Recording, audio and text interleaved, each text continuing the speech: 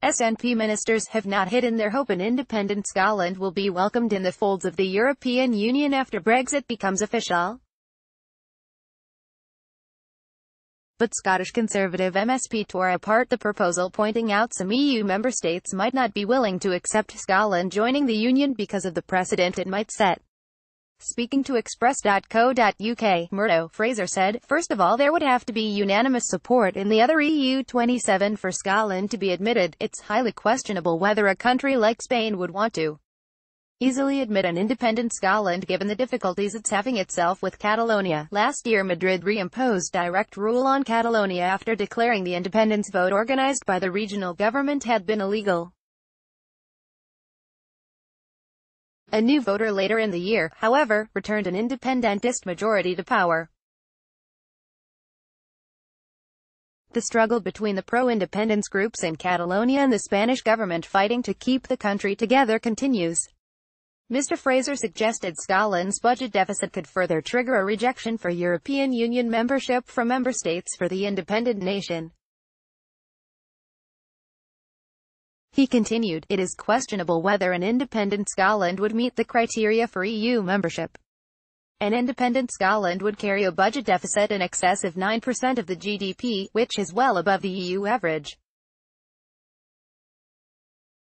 Brexit news. Mr. Fraser argued EU member states will not want to take a risk with Scotland's deficit. Image, Getty YouTube. The Wellbeing Academy. It's highly questionable whether a country like Spain would want to easily admit an independent Scotland. Murdo Fraser. Much worse than Greece has been.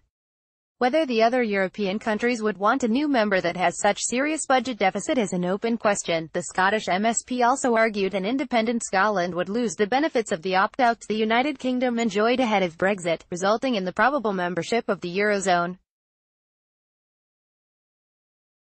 Mr. Fraser added, "An independent Scotland joining the EU would have to sing up to all the requirements of full single market membership for which the UK had secured opt-outs, for example on the budget rebate,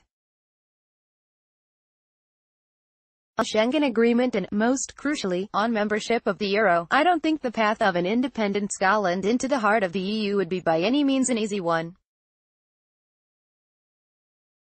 In August, the SNP's Michael Russell insisted a second Scottish independence referendum will take place and that EU leaders will accept the nation as an independent state.